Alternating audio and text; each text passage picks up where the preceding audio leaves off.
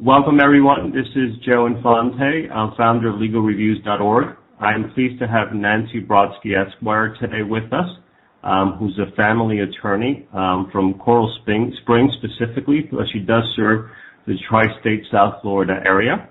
And Nancy's been courteous enough to offer us some time so she could give us some insights into her own practice, some perspectives on the law, and some things that perhaps new clients and even old clients may not know about her that make her different than maybe all the rest. So, Nancy, thank you again. My pleasure, Joe. Wonderful. Well, let's get started. I mean, essentially, what made you want to become an attorney in the first place, Nancy? Well, I always wanted to be able to help people. Originally I majored in psychology, thinking that I would become a psychologist, and that's the way I would help people. But during college, I came to consider other options, and instead of going to graduate school in psychology, I went to law school. Now I get to do both. I get to help people legally and psychologically during the process in a family law case. Sure. I mean, I would imagine that, having gone through a divorce myself, I know that a lawyer sometimes acts more as a psychologist than necessarily your typical attorney, let's say, in terms of just looking at the law. How do you think that your sort of psychology background has made you a better attorney, perhaps a more compassionate attorney, et cetera? Well, I do think that it does distinguish me from other attorneys because I take a very therapeutic approach with my clients. I'm not a therapist. I'm not licensed in any way in therapy, and I don't actually do therapy. But my clients often will tell me a few details about their marriage, and I will then immediately start to say, and does your spouse do this, and does this happen? And their eyes go wide, and they say, how did you know? And then I explain to them that the person that they've been married to suffers from often a personality disorder or an addiction, and they're always shocked that I puzzled it out from very little information. But once you know what to look for, those answers become rather obvious to you. It also helps me in teaching my clients the skills that they need to make it through the divorce process. For example, the idea, the codependent client who thinks that they're going to be able to control everything their spouse does post-divorce, and I have to gently remind them that they weren't able to control their spouse during the marriage, and they're certainly not going to be able to do it once they're divorced. And just if you could elaborate a little bit more on that, why would a codependent, at least from your vantage point, a codependent client, what makes someone that suffers, let's say, from codependency think that they could control someone post-divorce? Because a person who really suffers from codependency hasn't learned that they can't actually control other people. They have the illusion of control, and they think that their previous behaviors have, in fact, to some degree, controlled the other person's behavior. The truth is that's mostly a fallacy, but the codependent person doesn't really recognize that because they see a cause and effect where other people don't.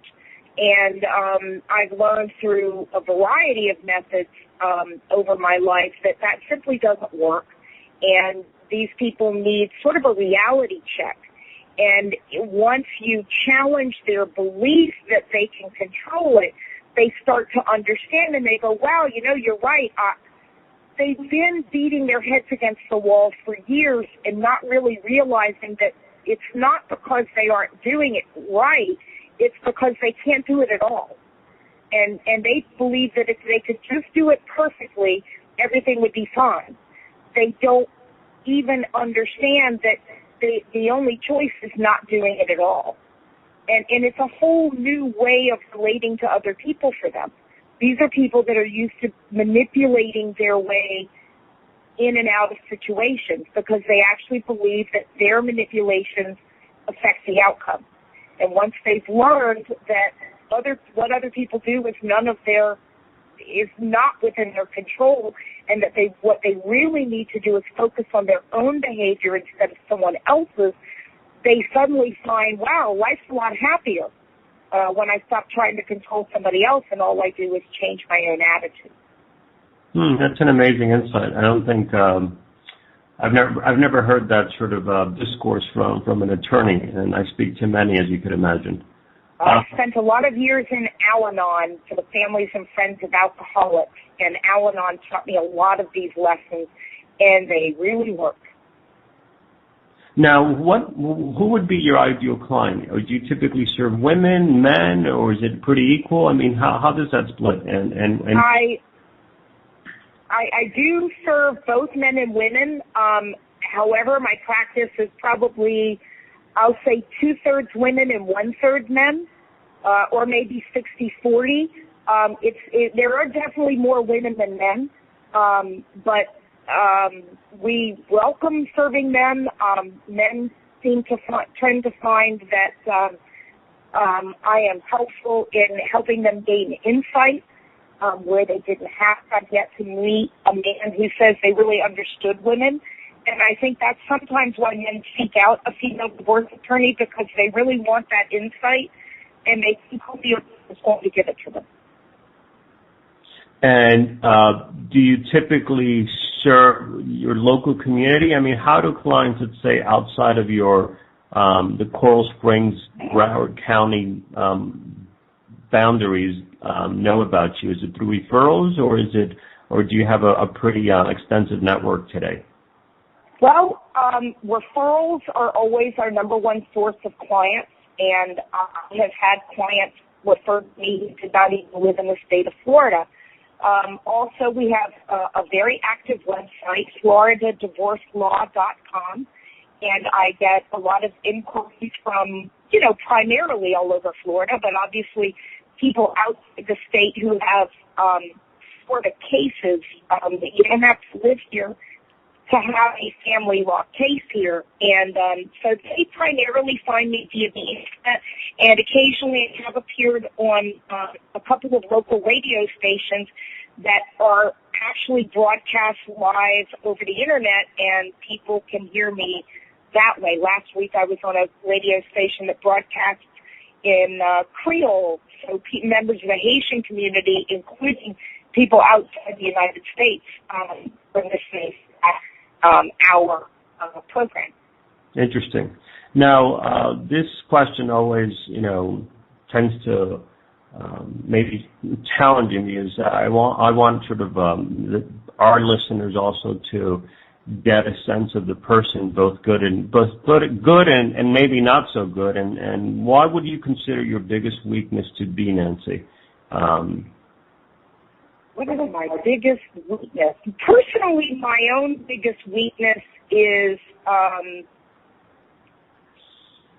let's see, how does that, with my practice and my clients, my biggest weakness is probably that I am not personally the most organized person. However, thanks to having a staff, I certainly give the appearance of being very organized.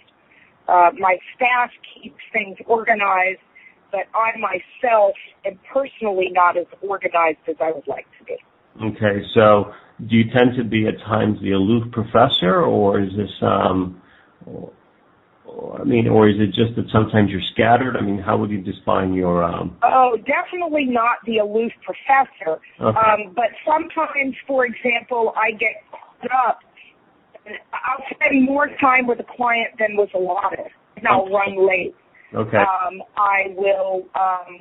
I'll be wrapped up in one thing, and someone will have to bring me to task and say, you needed to get this done today as well. And it's like, oh, yes, so let me stop talking to this person on the phone and prepare that document that I needed to prepare. Understood. I get caught up with people, and that's my favorite part of the job, is actually speaking to my clients, meeting with clients, and handling people is, other than the actual negotiation and litigation, is what I enjoy the most. And what is it about litigation specifically that you like so much? I like winning. Do you find do any of your cases end up sort of in trial, or do you try to avoid that? I mean, how do you typically go about evaluating a case and really pushing mediation versus litigation, or what are sort of the? I mean, every case is different, I assume, but certainly, what are the types of? Are there any benchmarks you look for? We always try to settle every case, especially in original proceedings, meaning the original divorce proceeding or paternity case. We're always looking at settlement, and overwhelmingly those cases do settle. Original proceedings very rarely go to trial, although we did have one go to trial just this month, but that's pretty rare. However, I also do a lot of post-judgment enforcement, and that's where people have already gotten their final judgment, but somebody is violating the agreement. Either they're not paying, or they're not letting someone see their children, or somebody wants to relocate. Those cases don't often get settled. The problem has already occurred. Somebody's already not doing what they're supposed to do, or someone really wants to change the game. Those are very difficult cases to settle. People have often already sort of carved out really entrenched positions. I shouldn't have to do this because it's very hard to break through that. And they don't have a common purpose anymore. At least in the original divorce, both sides, after a certain point, want to get it over with. So they're looking for ways to resolve it because they want the closure. In the post-judgment world, that's no longer a factor, and people are much more likely to be motivated to fight it out. If someone owes someone money, it's very hard for that person who is owed to say, well, why should I give you less than, why should I take less than I'm entitled to? And on top of that, you should have to pay my lawyer for me having to make you do this that you should have done anyway. So those are the cases that tend to go to court. Of course, those are the cases I want the most to win, because if somebody has done something or failed to do something they're supposed to do, I would really enjoy winning that case for them. Now, let me ask you on the point of, I mean, the law is constantly changing, and I know from my own experience that I think there was, for a long time, there was a presupposition that men are going to get every other weekend, but typically it's 50-50, and how that changes everything as it relates to child support and everything else. Do you want to give some insights as to, particularly to those, women and men that perhaps are considering divorce right now, how they should be thinking through this and how the law right now is structured? Because I think certainly that's a big point in any case, and certainly in a lot of your post-judgment cases, time sharing and things around that.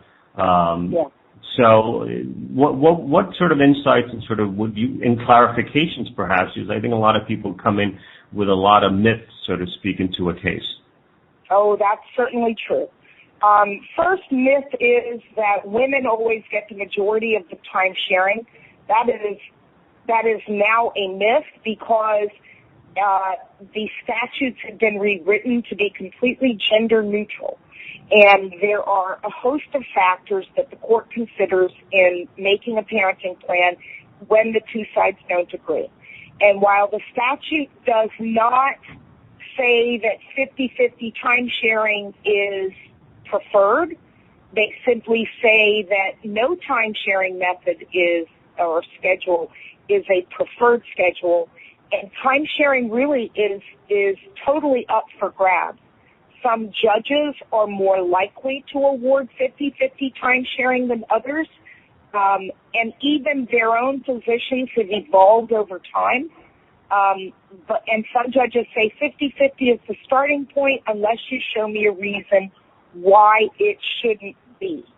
And it's true, men are getting more and more time sharing, those that want it, and those who actually demonstrate a real interest in the day-to-day tasks of taking care of their children. I mean, I would say that if you're a man who works 65 hours a week and you've never taken your child to school, picked your child up from school, attended a parent-teacher conference, you've never coached one of your kids in sports, and you're pretty much a weekend warrior, your chances of getting 50-50 time sharing are not good. On the other hand, if you're, a man who works a 9-to-5 job just like his wife does, and you've both shared the child-rearing responsibilities, and you've been a very involved father, I think your chances of getting 50-50 time sharing are very good. So it really still is case-specific, but men are getting more and more time with their children now than ever before. It's a fascinating topic area. Now, let me ask you, what do you consider your biggest strength? We talked about psychology, but in terms of, running your firm, what would that be? Giving my clients realistic advice. I am brutally honest with my clients. I have seen all too often people come into my office as a consultation. They've already hired an attorney. They're already a ways into their case, and they're very unhappy. And I see that too many family law attorneys tell clients what they think the client wants to hear in order to get them to hire the attorney. And they're often not realistic about what the possibilities are. I am very practical with my clients, and I watch their money like it's my own. So I'm constantly telling my clients, you don't want to do this. You can't afford to go down this road. This is not a battle that you want to wage because it's going to cost you $10,000 just to try to get the outcome you want, and the chances of you getting what you want aren't even very good. I am always encouraging my clients to take positions that are more likely to lead to an amicable settlement instead of less. I will painfully tell clients to do the right thing. Clients are often very tempted to be spiteful and do the wrong thing to take revenge against something that happened or something that they perceived happened. And I actually tell my clients not to do that. Much to their consternation at times, but the truth is when you do the right thing, you position yourself in the best possible way for the best possible outcome. And that's what I'm always focused on with my clients is how are we going to achieve the best possible outcome for your case with the least amount of expense. And litigation's expensive. Every time you want me to go to court to do something, just know that the meter's spun out of control a few $1,000s. So if you want your retainer to get you through the entire case, so we need to find you, take my lead, do things the right way so that there's the least amount of litigation and we get you to that finish line with you keeping most of your money in your pocket.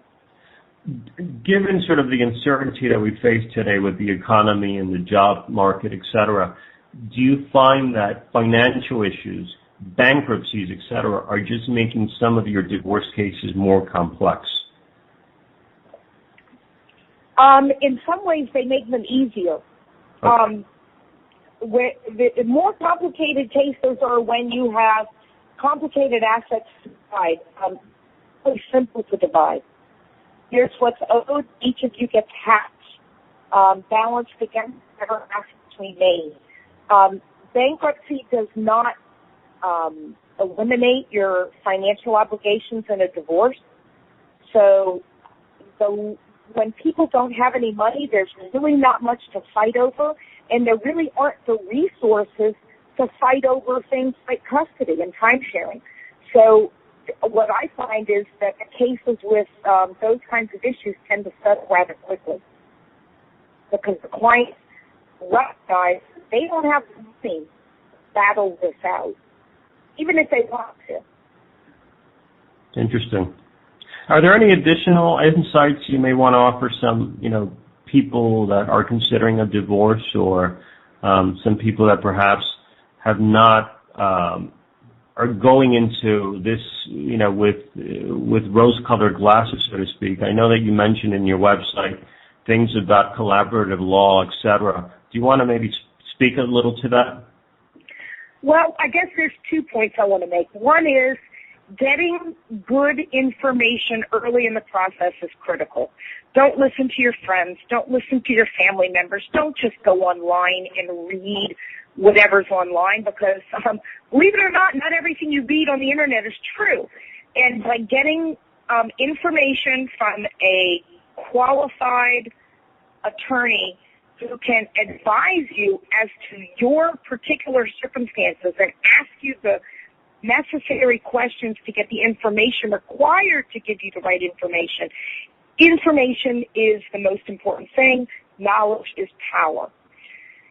Part of that knowledge is understanding that there are 3 different methods by which couples can get divorced. Traditional litigation, which we found, which is expensive, stressful, and least durable results. People who go to trial in their divorce end up fighting in court for years. Their methods are mediation and collaborative law. Mediation, most people are familiar with, but pre-suit mediation is if you've got 2 parties who are in pretty equal bargaining positions, there are a lot of assets to take over, or conversely, there are so many assets that it's just a simple division, and you take there's $100 million, each of you takes 50. Nobody needs alimony if they've got $50 million in the bank, so you're done. Other than that, you can use collaborative practice, which a collaborative divorce is giving both parties the benefit of legal advice from attorneys who are trained to collaborate with one another to develop a single set of facts from which a settlement can be achieved.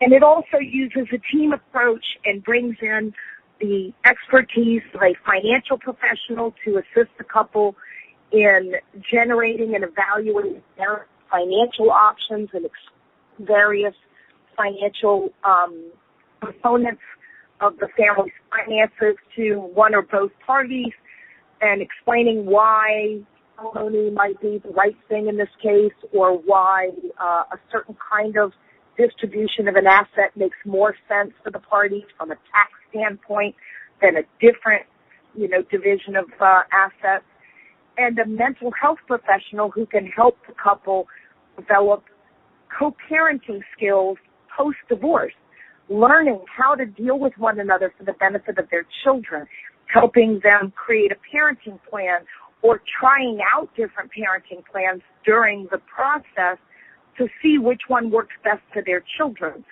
And it's a process that goes as quickly or as slowly as the family needs it to go. It's a really valuable process for maintaining the civility within a divorcing family. And it's only about a 20-year-old movement. We're growing it in Florida. I'm the vice president of the Collaborative Practice Group in Broward County. We're very active in trying to grow collaborative process as a preferred model for divorcing couples. And it is more expensive than mediation, less expensive than full-out litigation, but without a doubt it gives the most amount of resources to the family, and I think provides the best framework for people to get a divorce when they have children. It seems like a fascinating and growing area of the law, doesn't it? Oh, it is. It very much is. Then just to be clear, if someone would be going down, deciding to take that path, would both spouses agree to a team? Is that what happens? Yes, it has to be. Like mediation, collaboration is voluntary, and both parties have to agree that this is the method that they want to use.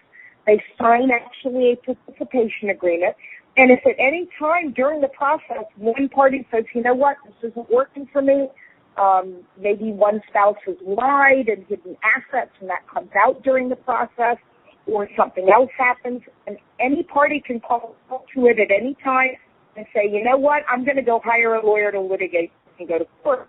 That's always the choice. Those people stick with the collaborative process because they see the value in it. And if it's properly explained in the beginning, people get invested in it and they realize that their money is better spent in negotiating a really comprehensive, workable agreement that will sort of grow with them than to take their chances in court, because litigation is the ultimate form of gambling. You just never know what the judge is going to decide. Understood. Any final comments that you think are important for anyone considering this complex, potentially emotionally draining process? I mean, I know you mentioned in your site that you've gone through a divorce yourself and you were able to keep it amicable, and I'm sure because of your experience in this area. But just, even for those that aren't professionals and don't have the benefit of your information, what are things that, what additional things would you warn them about, make sure that they become familiar with in order to actually get out on the other side, whole and not emotionally damaged?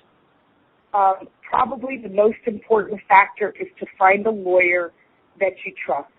Finding a lawyer who you have the confidence in that they have your best interests in mind and they aren't looking to simply generate as big a fee as possible for themselves. Find a lawyer who is settlement-oriented and just if you walk into someone's office and they say, we're going to get him or we're going to get her and you're going to get everything, that should be a huge red flag. If a lawyer isn't at least telling you some negative information, for example, what might not happen, what you might not get, what may be some of the downfalls, then you're in the wrong office. And the only other thing I would say is get information early. The earlier you get your information, the more prepared you're going to be as things start to unravel in your marriage. Everybody knows when they've reached their own personal tipping point. If you don't know whether you're there yet, you're not there yet. You will know to a complete certainty when the time is right. And for that moment, you have already been hearing warning bells in your head. And when you're hearing those warning bells, that's when you need to go out and get information from a qualified family law attorney. I have consulted with people 3 years before they actually filed for divorce. I keep an intake sheet on every client who consults with me, and they will call years later and say, I saw Ms. Brodzki 2 years ago, last year, 3 years ago in one case, and I'm ready. So, you don't have to be ready to file before you go to get information. And in fact, I would again say that the earlier you get your information, the better off you're going to be. Well, that's very powerful advice. Nancy, thank you again for your time, and I certainly look forward to the opportunity to asking you more questions during another opportunity. My pleasure. Thank you.